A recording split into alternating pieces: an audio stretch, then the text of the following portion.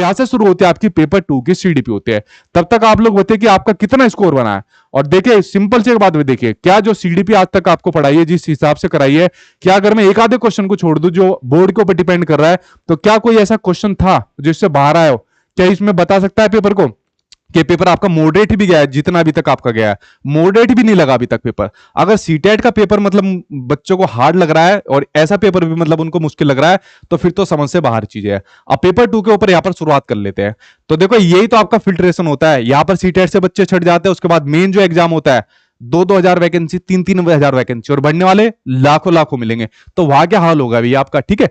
चलिए इसके ऊपर अब नजर डालते हैं। यहां से शुरू होता है आपका पेपर 2, यहां से शुरू होता है। देखिए क्वेश्चन पहला आपके सामने दे दिया पेपर 2 का, निम्नलिखित कथनों को पढ़िए और सही कथन का विकल्प का चयन करिए। अभी करते हैं भाई इसका। देखिए क्या दिया हुआ है यहां पर, आपको दे दिया कि शिक्षकों को विद्यार्थियों में विशेष जातीय समूह के बारे में रूढ़िवादिता को तोड़ने के लिए कड़ी मेहनत करनी चाहिए। बिल्कुल ठीक है। किसी भी प्रकार के स्टीरियोटाइप हो, चाहे आपके जो आपके सामाजिक और आर्थिक रूप से पिछड़े समुदाय, पिछड़े वर्ग है, चाहे आपका किसी जेंडर के बारे में स्टीरियोटाइप बना हुआ है, ठीक है, तो उनको तोड़ने के लिए मेहनत करनी चाहिए। कारण यहां पर अजर्सन आपको दिया कि शिक्षा का एक प्रमुख उद्देश्य विद्यार्थियों को समालोचनात्मक आत्मचिंतन करने के लिए प्रोत्साहित करना चाहिए। ठीक है, हम इसके अंदर इसको मान लेंगे और ये दोनों ठीक है और आज इसकी सही प्रकार से व्याख्या, थर्ड आंसर यहां पर आपका ठीक हो जाएगा। अगला देखते हैं, नेक्स्ट क्वेश्चन स्क्रीन पर आ गया। नेक्स्ट क्वेश्चन है, निम्नलिखित में से कौन सा आंतरिक अभिप्रेरणा इंटरनल मोटिवेशन का आपका एक एग्जांपल है? मैंने कहा था सीटेट के एग्जाम में बस ये 2-3 चीज आती है मोटिवेशन से, internal, external, mastery oriented goals आपके पूछ लेगा, और ये बस इससे ज्यादा एक आधा कोई टॉपिक होगा तो पूछ लेगा, वरना यही आता है। ठीक है, शिक्षक को प्रभावित करने के लिए परियोजना को पूरा करना, तो मुझे प्रभावित करने के लिए आप लोग यहां पर एग्जाम देने नहीं गए होंगे। ठीक है, डांट से बचने के लिए, तो डांट से बचने के लिए ये दोनों के दोनों आपके एक्सटर्नल में आते हैं। पुरस्कार राशि के लिए प्रतियोगिता में ये आपका एक्सटर्नल आता है। ठीक है, जैसे मैंने आपके लिए एक यहां पर कुछ रखा हुआ है स्पेशल, जो बच्चे इस बार 140 प्लस लेके आएंगे। व्यक्तिगत आनंद के लिए जो आपका वाद्य यंत्र बजा रहा है, जो खुद पढ़ रहा है अपने व्यक्तिगत आनंद के लिए, मास्टरी हासिल करना चाहता है, वो आपका इंटरनल में आ जाएगा। तो फोर्थ आंसर यहां पर आपका सही हो जाएगा। अगला क्वेश्चन देखो स्क्रीन पर, निम्नलिखित कथन में से विकास के किस सिद्धांत को दर्शाया गया है? जो बच्चे अपने शुरुआती वर्षों में भाषा सीखने के लिए अनुकूलन वातावरण से वंचित रहते हैं, उन्हें बाद के जीवन में भाषा चुनने में थोड़ी कठिनाई होती है। बिल्कुल ठीक बात है। ठीक है, तो प्रारंभ जो आपका बाल्यावस्था होती है, उसका जो भी बच्चे के ऊपर इंपैक्ट पड़ता है, वो आगे वाली पूरी लाइफ पर उसका जरूर असर देखने को मिलता है। हालांकि कम हो जाता है, लेकिन असर जरूर रहता है। ठीक है, भाषा का विकास पूरी तरीके से आनुवांशिकता पर निर्भर रहता है। जी गलत, आनुवांशिकता के साथ साथ आपका वातावरण भी आ जाएगा। गलत, विकास अव्यवस्थित और अप्रत्याशित होता है। गलत, व्यवस्थित होता है भाई। आपका भाषा के विकास का एक संवेदनशील काल है। बिल्कुल ठीक बात है। अगर मैं बात करूं आपके अर्ली चाइल्डहुड स्टेज की, अगर बात करूं जो बच्चों की भाषा के लिए सबसे सेंसिटिव टाइम पीरियड बताया गया, तो आपकी अर्ली चाइल्डहुड यहां पर बताया हुआ है। ठीक है, तो आंसर थर्ड हो जाएगा। अब भाषा और अनुभूति जटिल रूप से परस्पर संबंधित है। यार ये थोड़ा इसको भी आप लोग मतलब ले सकते हो, क्योंकि आपस में संबंधित तो रहती है। ठीक है, संबंधित रहते, तो एक बार को देखते हैं बोर्ड क्या लेता है, वरना थर्ड आंसर बिल्कुल यहां पर अप्रोप्रिएट आपका बनना है। अर्ली चाइल्डहुड यहां पर स्टेज की बात करी जा रही है, जो भाषा विकास के लिए बड़ा सेंसिटिव स्टेज मानी जाती है। अगला क्वेश्चन देखते हैं स्क्रीन पर, अधिगम के सामान्य सिद्धांत बताते हैं कि विद्यार्थी बेहतर रूप से सीखते हैं। कब सीखते हैं? यदि शिक्षक पहले कंसेप्ट को उसके प्रतीकात्मक रूप में प्रस्तुत करे और फिर उसे भौतिक रूप पर लाए। जी नहीं, पहले कंसेप्ट का संपूर्ण रूप से परिचय दे और फिर उसकी बारीकियों पर आए। जी नहीं, आप लोगों ने लेसन प्लान बनाया होगा तो इस प्रकार से नहीं बनाया होगा। पहले तर्क और कारण के संदर्भ में कंसेप्ट पर चर्चा करे और फिर विचारों को सत्यापित करने का अवसर दे। बिल्कुल आंसर सही हो जाएगा। पहले उस पर चर्चा करे जिसके बारे में विद्यार्थियों को नहीं पता, और उस पर आए जो विद्यार्थी पहले से जानते। गलत, थर्ड आंसर यहां पर आपका ठीक हो जाएगा। बढ़ते अब आपके नेक्स्ट क्वेश्चन की ओर। अगला क्वेश्चन ये रहा, ये चौथा था हमारा। हाँ, अगला आगे आपके सामने पांचवा क्वेश्चन आ गया। ये रहा आपकी स्क्रीन पर पांचवा क्वेश्चन। एक शिक्षक अपने विद्यार्थियों को अधिसंज्ञानात्मक कौशल, यानी देखो किसकी बात आ रही है यहां पर, बात आ रही है आपके मेटाकोग्निटिव स्किल की बात आ रही है। तो मेटाकोग्निटिव स्किल विकसित करने में मदद करना चाहती है, तो निम्नलिखित में से कौन सी रणनीति सबसे प्रभावी रहेगी? विद्यार्थियों को मोटिवेट करने के लिए लगातार ग्रेड और फीडबैक देना, ग्रेड व्रेड दिख जाए वहां पर भी इसका गर्दा उठा देना। ठीक है, ये कही थी आपको। विद्यार्थियों को याद करने के लिए, याद आ गया भाई, याद नहीं करना आपको कुछ भी हो। विद्यार्थियों को सभी सीखने के कार्यों के लिए विस्तृत और निर्देशात्मक निर्देश प्रदान करना। जी नहीं, विद्यार्थियों को प्रोत्साहित करना, इंकरेज करना कि वे स्वयं अपने अधिगम पर चिंतन करें और अपनी प्रगति का मूल्यांकन करें। खुद के अधिगम पर चिंतन करना, खुद के चिंतन के बारे में चिंतन करना, यही तो आपका क्या होता है, मेटाकोग्निटिव स्किल होता है। ठीक है, खुद की सोच के बारे में सोचना, जो मैं आपको बार बार बताता हूं। आंसर फोर्थ हो जाएगा उसके अंदर। बढ़ते आपके नेक्स्ट क्वेश्चन की ओर। ये रहा नेक्स्ट क्वेश्चन। अब यहां पर पढ़ते हैं अजरसन और रीजन का क्वेश्चन आ गया। दिया हुआ है कि शिक्षकों को कंसेप्ट को मजबूत करने के लिए विद्यार्थियों को अपने स्वयं के कंसेप्ट के उदाहरणों और गैर उदाहरणों की पहचान करने के लिए कहना चाहिए। ठीक है, करना चाहिए, तो इसको ट्रू मान लेंगे। उदाहरणों के बारे में सोचने से कंसेप्ट को मजबूत किया जाता है, जबकि गैर उदाहरण विद्यार्थियों को भ्रमित करते, तो भ्रमित तो ऐसा कुछ नहीं करेंगे, तो ये आपका वो हो जाएगा, फॉल्स हो जाएगा, गलत हो जाएगा। तो ए सही है, परंतु आर यहां पर मेरे अकॉर्डिंग यहां पर गलत बनना है। बाकी आप लोग बताइए आपका क्या इसके अंदर आंसर आया। ठीक है, चलिए बढ़ते अब आपके नेक्स्ट क्वेश्चन की ओर। अगला क्वेश्चन आपके सामने स्क्रीन पर आ गया, ये रहा नेक्स्ट क्वेश्चन। माध्यमिक कक्षाओं में अधिगम के लिए एक अनुकूल कक्षा का वातावरण डैश पर केंद्रित होता है। सजा और शर्मिंदगी जहां भी आ जाए काट देना, कंपटीशन जहां भी आ जाए काट देना, अनुबंधन और पुनर्बलन काट देना, सहकारी अधिगम यानी आपका कोऑपरेटिव लर्निंग। ठीक है, मैंने आपको बताया था कोलैबोरेटिव और कोऑपरेटिव दोनों बहन भाई में से एक जरूर आएगा एग्जाम में, तो आपकी कोऑपरेटिव लर्निंग आ गई। ठीक है, चलिए अगला क्वेश्चन स्क्रीन पर आ गया, ये रहा नेक्स्ट क्वेश्चन। जटिल समस्याओं से जूझ रहे अमन के समस्या समाधान कौशल विकसित करने में एक शिक्षक किस प्रकार मदद कर सकता है?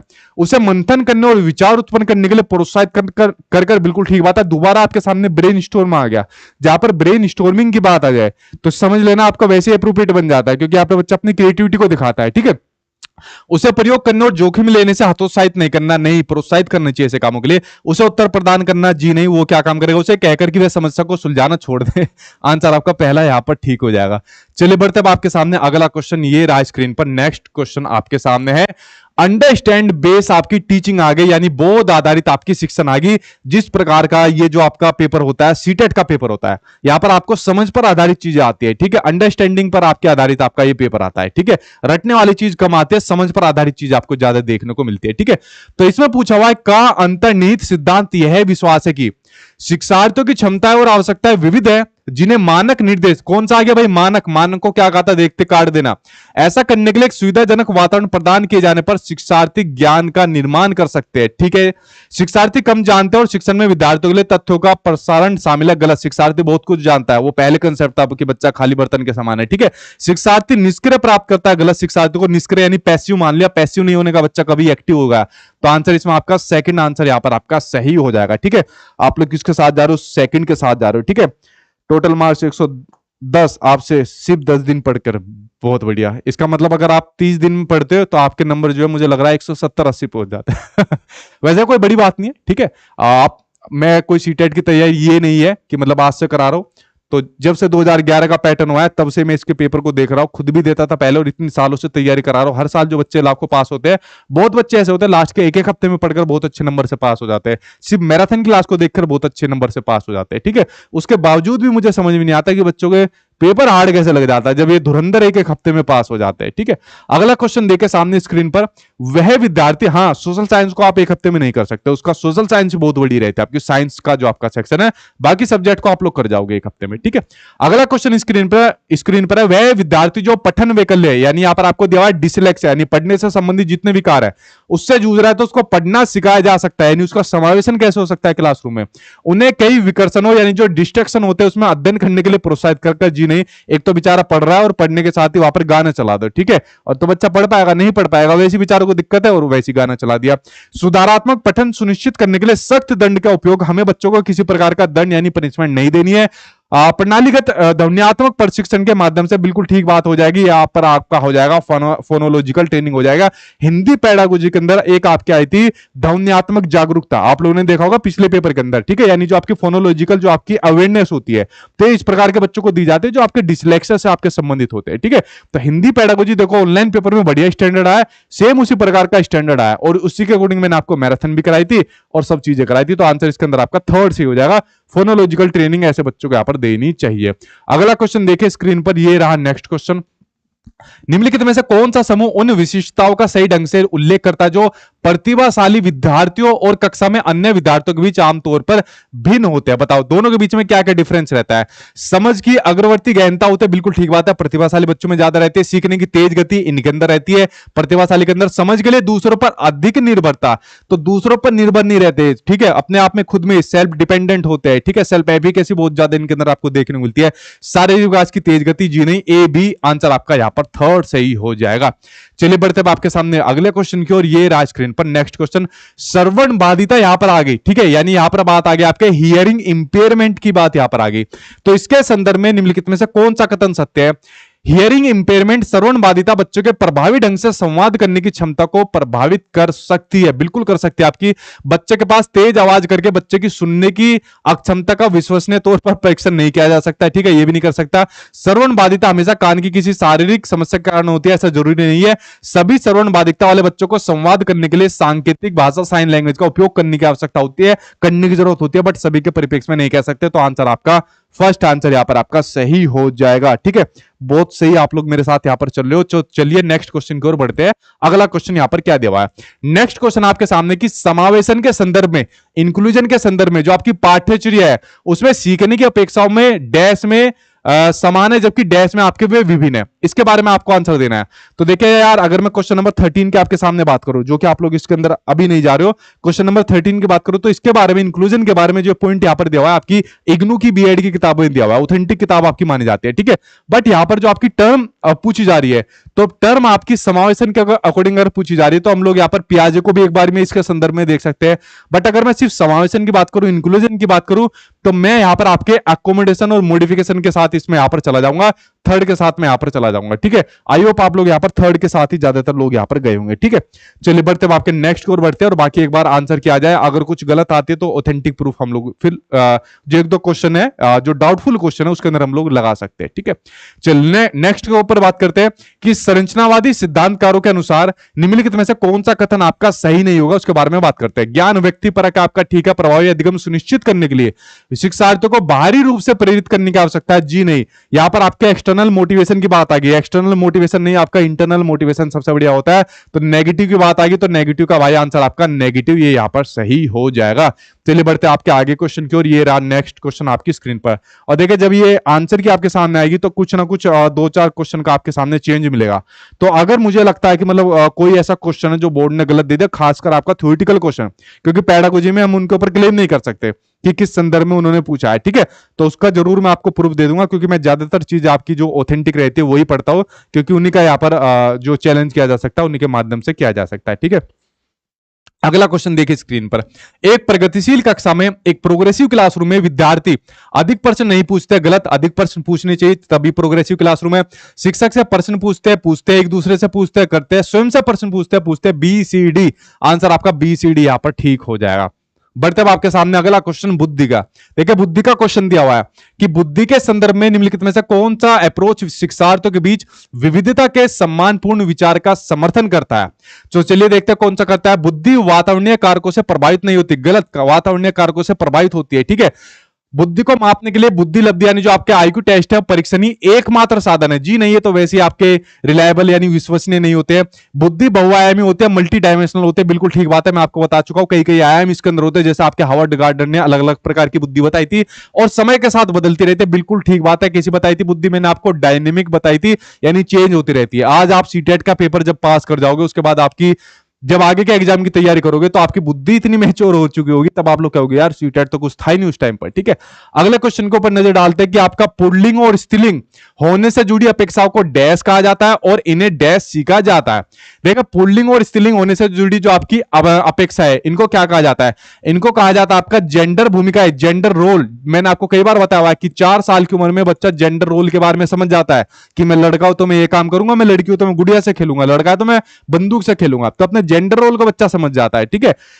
तो यहां पर आपकी जेंडर भूमिका हो जाएगी और बाल्यावस्था की सभी अवस्थाओं से लेकर वयस्कता तक में भी आपकी क्या रहती है, इन्हें सीखा जाता है। तो आंसर आपका फर्स्ट यहां पर सही हो जाएगा।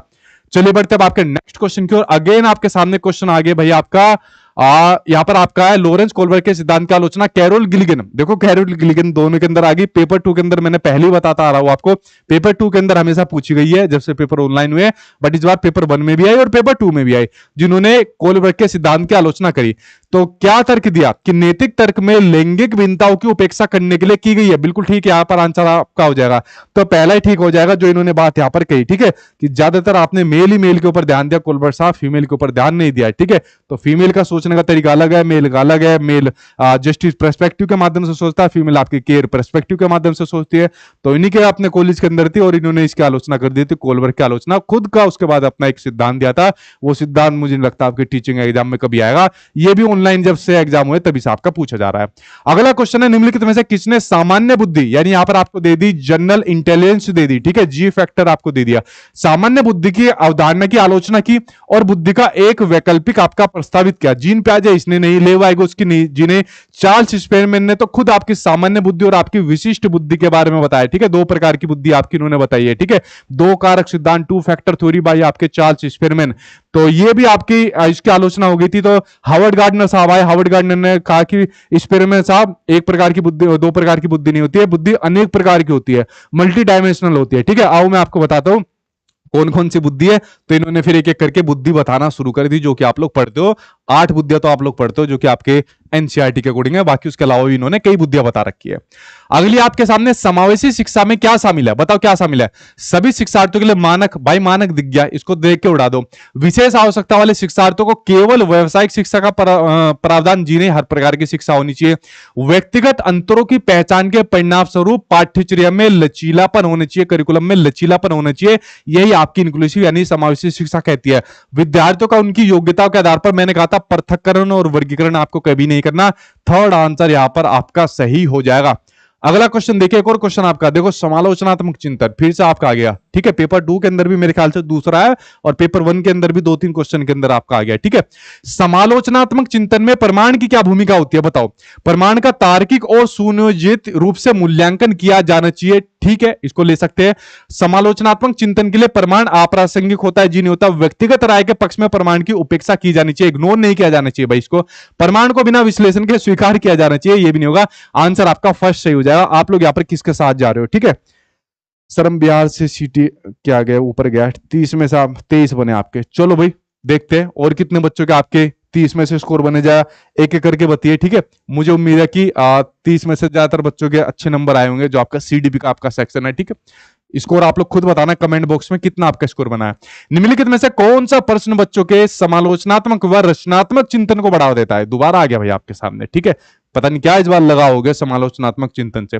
पानी के बचाव के लिए सबसे अच्छा तरीका कौन सा हो सकता है और क्यों। मैंने कहा था जहां पर भी किसी क्वेश्चन में एक से ज्यादा आंसर मिले वो आपका क्रिटिकल थिंकिंग का एग्जांपल हो जाएगा। क्यों, क्योंकि इसके अंदर आपको देखने को मिलती है क्रिएटिविटी। तो आंसर इसके अंदर आपका फर्स्ट आंसर यहां पर बिल्कुल ठीक है। आपके देश में कुल कितने राज्य है, आपका सीडीपी का आंसर है क्लोज एंडेड क्वेश्चन। आपके देश का नाम है क्लोज एंडेड क्वेश्चन। आपके शहर में पानी कहां से आता है, क्लोज एंडेड क्वेश्चन है, तो बता दोगे कि पानी कहां से आता है, ठीक है। तो आपको वो क्वेश्चन सेलेक्ट करने होते हैं जो ओपन एंडेड क्वेश्चन होते हैं, जहां पर आपकी क्रिएटिविटी देखने को मिलती है। अगला क्वेश्चन आ गया स्क्रीन पर। निम्नलिखित कथनों को पढ़िए, अजरसन और रीजन का क्वेश्चन आपके सामने दिया हुआ है। बच्चों में संज्ञानात्मक विकास पर भाषा के प्रभाव पर जीन पियाजे और लेव वाइगोत्स्की के दृष्टिकोण में भिन्नता होती है। बिल्कुल ठीक बात है, बिल्कुल भिन्नता होती है दोनों के अंदर। वाइगोत्स्की बड़ा महत्वपूर्ण मानते अपनी भाषा को, जबकि वाइगोत्स्की जो आपके जीन पियाजे ने उन्होंने चिंतन को बड़ा महत्वपूर्ण माना भाषा के मुकाबले में। तो दोनों के बीच में क्या रहती है, भिन्नता रहती है। बिल्कुल ठीक बात है। यहां पर आगे दिया कि खोज अधिगम में शिक्षक अवसर प्रदान करता है और विद्यार्थी स्वयं जानकारी प्राप्त करने के लिए उन्मुख होते हैं। अब देखो, अगर मैं बात करूं जीन पियाजे लॉरेंस कोलबर्ग के अकॉर्डिंग अगर बात करता हूं, रीजन को बात करता हूं, मैंने कहा ना एक पेडागोजिकल अप्रोच आ गई। अब इस पेडागोजिकल अप्रोच में पता नहीं बोर्ड किस प्रकार का डिसीजन यहां पर लेगा, बट मैं इसको यहां पर ठीक भी मान सकता हूं, ठीक है। दोनों ठीक है, यहां पर ज्यादा अप्रोप्रिएट आपका थर्ड से ही लग रहा है यहां पर। लेकिन आपके अगर पेडागोजिकल अप्रोच कुछ और दूसरे बनाए बोर्ड ने, तो आप लोग इसको सही नहीं भी मान सकते। तो आंसर आप लोग मेरे अकॉर्डिंग थर्ड के साथ यहां पर जा सकते हो। बाकी बोर्ड के ऊपर डिसीजन है वो इस प्रकार क्या लेता है। आप लोगों ने क्या इसका आंसर लगाया जरा मुझे बताइए, ठीक है।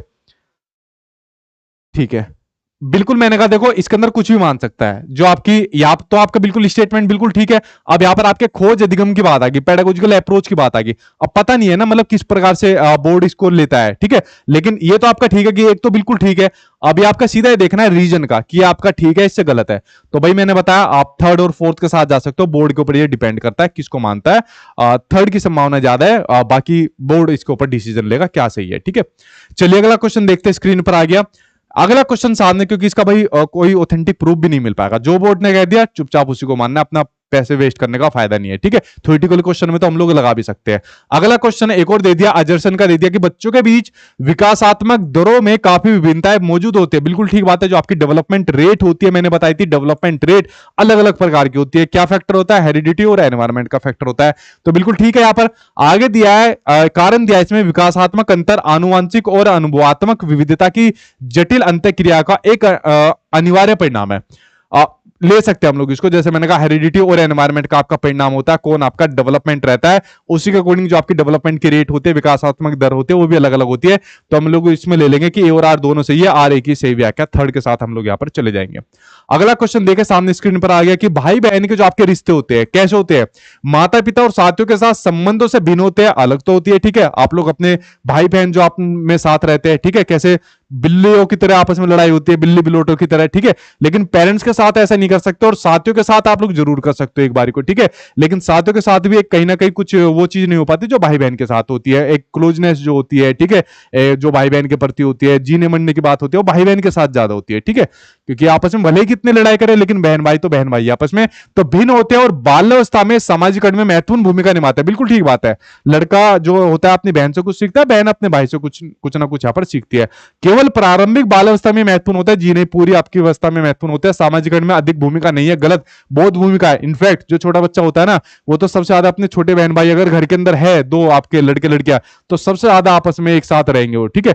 माता पिता और साथियों के साथ संबंधों के समान है, तो समान नहीं कह सकते, अलग है। आपकी आंसर फर्स्ट यहां पर सही हो जाएगा। चलिए अगला क्वेश्चन एक और सामने आपकी स्क्रीन पर आ गया, यह आपके सामने mastery goals and performance goals, ठीक है। देखो ये बात आ गई आपके मोटिवेशन से संबंधित, मैंने कहा था एक मास्टरी ओरिएंटेड अप्रोच आपको पूछी जाएगी, और बढ़िया कौन सी होती है? आपकी मास्टरी ओरिएंटेड अप्रोच होती है, ना कि आपकी परफॉर्मेंस ओरिएंटेड अप्रोच रहती है। तो आपको बताना है कि इनमें क्या अंतर है, दोनों के बीच में क्या डिफरेंस है, वो आपको बताना है। महारत लक्ष्य विफलता से बचने पर केंद्रित है, विफलता से बचने पर केंद्रित नहीं है, जो आपकी मास्टरी ओरिएंटेड गोल रहती है, ठीक है। ये तो आपकी फोकस करते हैं कि किसी सब्जेक्ट में मास्टरी हासिल करनी है, ठीक है, बहुत अच्छी, उसके अंदर अपना निपुण हो जाना है, तो इसकी विफलता पर बचने पर केंद्रित नहीं होती। महारत लक्ष्य दूसरों से अनुमोदन प्राप्त करने पर केंद्रित होती है, दूसरों से अनुमोदन के लिए भी नहीं रहती आपकी, ठीक है।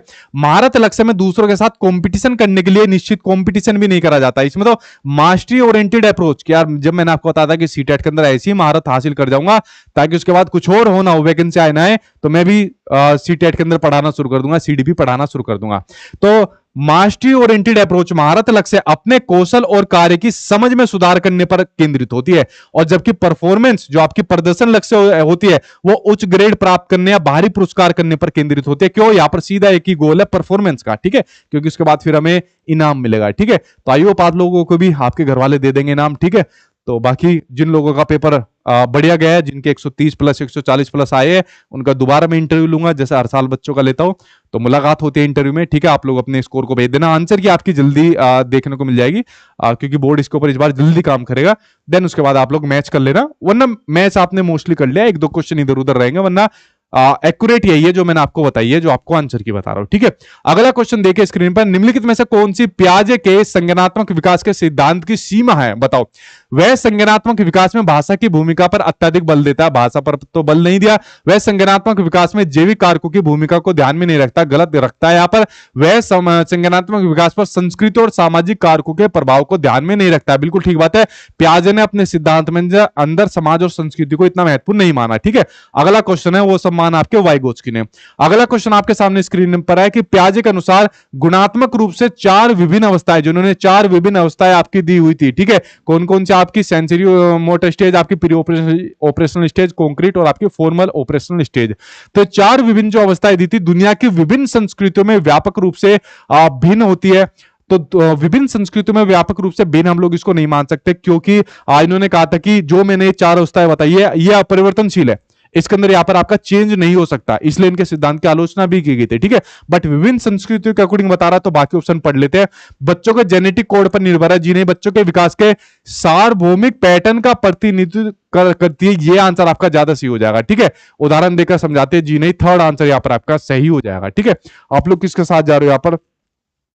थर्ड के साथ। चलिए अगला क्वेश्चन देखते हैं। अगला क्वेश्चन आपके सामने, लेव वाइगोत्स्की का मानना था कि जो विकास होता है क्या होता है, प्रकृति में असतत होता है, यानी डिसकंटिन्यूअस होता है। जी नहीं, वाइगोत्स्की ने विकास को क्या माना, कंटिन्यूअस प्रोसेस माना। डिसकंटिन्यूअस किसने माना, डिसकंटिन्यूअस माना आपके जीन पियाजे ने माना। ठीक है, तो जीन पियाजे ने कहा था कि जो विकास होता है वो स्टेज बाय स्टेज आपका चलता जाता है, जिसके लिए इन्होंने 4 अवस्थाएं बताई। लेकिन जो वाइगोत्स्की थे, वाइगोत्स्की ने माना विकास को कंटिन्यूअस प्रोसेस माना।